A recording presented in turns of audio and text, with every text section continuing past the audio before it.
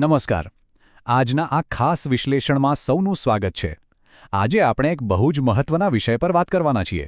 ભારતમાં ઝડપથી બદલાઈ રહેલું શિક્ષણનું માળખું અને સીધું 2026ના કરિયર માર્કેટનું ચિત્ર. દુનિયા બહુ ઝડપથી બદલાઈ રહી છે, ખરું ને? તો આ બદલાવમાં ધોરણ 10 પછી ભવિષ્યની સાચી તૈયારી કેવી રીતે કરવી તે આપણે આજે ડીકોડ કરીશું.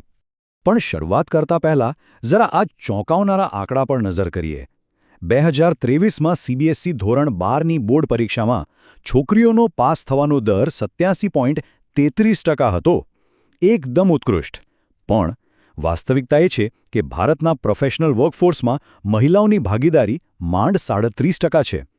આ આંકડો સીધો જ બતાવે છે કે માત્ર સારા માર્ક્સ લાવવા પૂરતા નથી. સાચું કરિયર પ્લાનિંગ કેમ જરૂરી છે તેનું આ સૌથી મોટું અને જીવંત ઉદાહરણ છે. તો આજના આ વિશ્લેષણનો રોડમેપ કંઈક આવો રહેશે.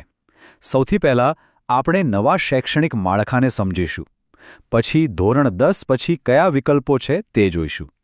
ત્યારબાદ ભારતની દીકરીઓના સશક્તિકરણની વાત કરીશું. ભવિષ્ય માટે આર્થિક સહાય એટલે કે સ્કોલરશિપ વિશે જાણીશું અને અંતે સૌથી રસપ્રદ 2026ની ઉભરતી નોકરીઓ પર નજર કરીશું. તો ચાલો બિલકુલ સમય બગાડ્યા વિના સીધા જ ડાઈવ કરીએ પહેલા વિભાગમાં, નવું શૈક્ષણિક માળખું અને એનઈપી 2020ની સમજૂતી. અહીં સૌથી મોટો અને ઐતિહાસિક ફેરફાર એ છે કે જે જૂની 10+2ની સિસ્ટમ હતી ને, તે હવે 5+3+3+4ના માળખામાં બદલાઈ રહી છે. મતલબ કે હવે ઘોખણ પટ્ટીના દિવસો ગયા. હવે ફોકસ છે પ્રેક્ટિકલ અને અનુભવ આધારિત શિક્ષણ પર. અને હા, સૌથી રાહતની વાત એ છે કે હવે સાયન્સ, કોમર્સ કે આર્ટ્સ વચ્ચે પહેલા જેવો કોઈ કડક ભેદભાવ નહીં રહે. વિદ્યાર્થીઓ પોતાની પસંદગીના વિષયોનું મિશ્રણ આસાનીથી કરી શકશે. આ ફેરફારો એમ જ નથી થયા. આની પાછળ એક બહુ જ મોટું રાષ્ટ્રીય લક્ષ્ય છે. 2030 સુધીમાં શાળાઓમાં 100% નોંધણી અને ખાસ કરીને 2025 સુધીમાં 50% વિદ્યાર્થીઓને વોકેશનલ એટલે કે વ્યવસાયિક શિક્ષણ સાથે જોડવાનો સ્પષ્ટ ટાર્ગેટ છે. આ આંકડાઓ દર્શાવે છે કે આપણો દેશ હવે સર્વાંગી વિકાસ તરફ વળી રહ્યો છે. હવે માત્ર ચોપડિયા જ્ઞાનથી કામ નહીં ચાલે. પ્રેક્ટિકલ કૌશલ્યો એટલા જ મહત્વના બની રહેશે. હવે આગળ વધીએ બીજા વિભાગ તરફ. મહત્વનો વળાંક, ધોરણ 10 પછીના વિકલ્પો. આ એવો તબક્કો છે જ્યાં ભવિષ્યના સૌથી પાયાના નિર્ણયો લેવાય છે. સામાન્ય રીતે આપણા સમાજમાં 10મા પછી સીધું જ સાયન્સ અથવા કોમર્સ તરફ દોડવાની પ્રથા છે. સાયન્સથી એન્જિનિયરિંગ અને મેડિકલ અને કોમર્સથી સીએ કે એમબીએ. પણ અહીં એક બહુ મોટી ગેરમાન્યતા તોડવાની જરૂર છે. આર્ટ્સ કોઈ બેકઅપ ઓપ્શન કે માત્ર નબળા વિદ્યાર્થીઓ માટેનો રસ્તો બિલકુલ નથી. હકીકતમાં આર્ટ્સ પસંદ કરીને આઈએએસ જેવા પાવરફુલ સનદી અધિકારી બની શકાય છે, કાયદા ક્ષેત્રે જઈ શકાય છે અથવા તો પત્રકારત્વમાં એકદમ ઉત્કૃષ્ટ કારકિર્દી બનાવી શકાય છે. અને જો કોઈને લાંબા શૈક્ષણિક રૂટ પર ન જવું હોય તો ચિંતાનો કોઈ વિષય નથી. આજના સમયમાં સ્કિલ્સનું મહત્વ ડિગ્રી કરતાં જરાય ઓછું નથી. 10મા પછી 1 થી 2 વર્ષનો આઈટીઆઈ કોર્સ કરીને ઝડપી ટેકનિકલ ટ્રેડ્સમાં નોકરી મેળવી શકાય છે. અને ધારો કે એન્જિનિયર બનવું છે પણ પેલી અઘરી જેઈની પરીક્ષાના ચક્કરમાં નથી પડવું, તો 3 વર્ષનો પોલિટેકનિક ડિપ્લોમા બેસ્ટ વિકલ્પ છે. ત્યાંથી સીધા જ ડિગ્રી એન્જિનિયરિંગના બીજા વર્ષમાં એન્ટ્રી મળી જાય છે. આને કહેવાય સ્માર્ટ વર્ક. આ વાતને વધુ પ્રેક્ટિકલ રીતે સમજવા માટે જરા આ ઉદાહરણ પર નજર કરીએ. ગુજરાત સરકારનું એસીપીડીસી પોર્ટલ. હમણાં જ આપણે જે 3 યર્સના પોલિટેકનિક ડિપ્લોમાની વાત કરી તેની આખી ઓનલાઈન એડમિશન પ્રક્રિયા આ પોર્ટલ સંભાળે છે. આ એકદમ પોસાય એવો અને કરિયર માટે સીધો શોર્ટકટ છે એમ કહીએ તો પણ ચાલે.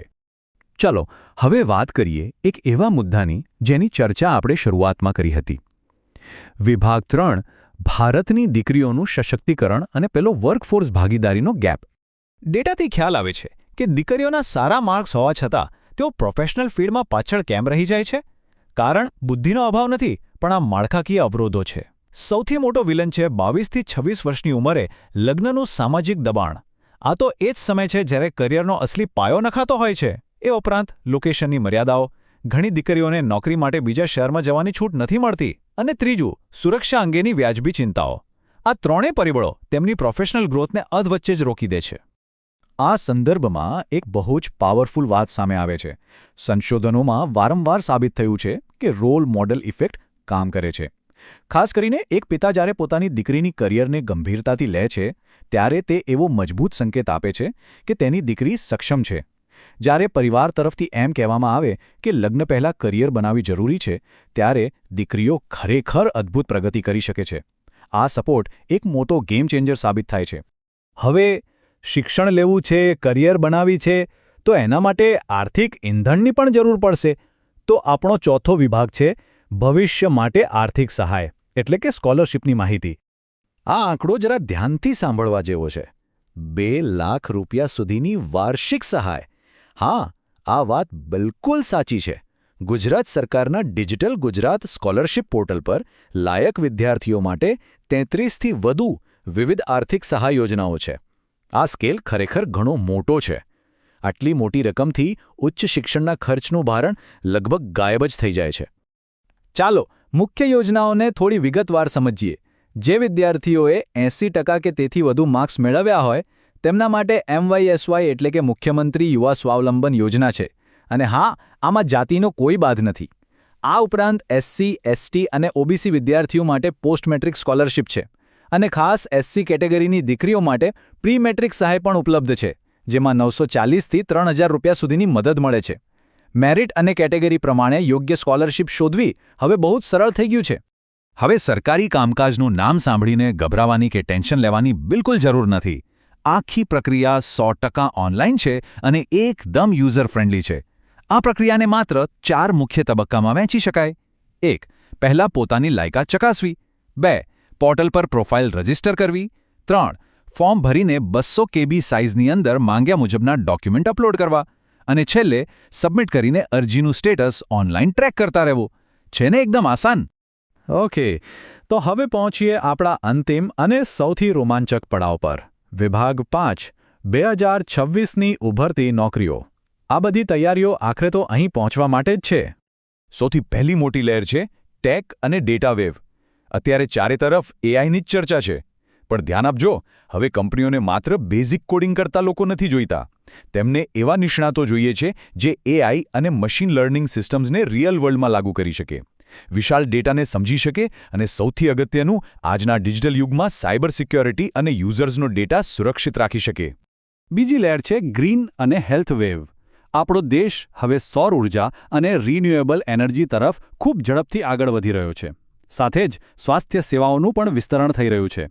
આનો સીધો અર્થ એ છે કે sustainability, health tech, clinical informatics અને રોબોટિક્સમાં કામ કરી શકે તેવા પ્રેક્ટિકલ અને ઓપરેશનલ લોકોની ડિમાન્ડ આસમાને પહોંચવાની છે. અને ત્રીજી છે ધ બિઝનેસ વેવ.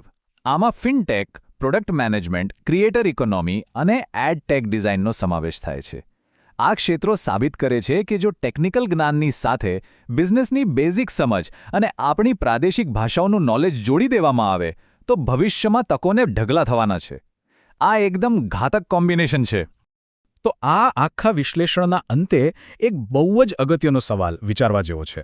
શું આજની પેઢી ગઈકાલની જૂની નોકરીઓ અને એ જ જૂના જોબ ટાઇટલ્સ પાછળ દોડવાનું બંધ કરવા તૈયાર છે? 2026ની વાસ્તવિકતા માટે જે ટ્રાન્સફરેબલ સ્કિલ્સ જોઈએ છે, શું આપણે તેના પર ખરેખર ફોકસ કરી રહ્યા છીએ? હાલનું શૈક્ષણિક આયોજન આ નવા ભવિષ્ય સાથે કેટલું મેચ થાય છે તે અંગે ચોક્કસ વિચાર થવો જોઈએ. આજના આ વિશ્લેષણમાં જોડાવા બદલ સૌનો ખૂબ ખૂબ આભાર. શીખતા રહો અને સમયની સાથે આગળ વધતા રહો.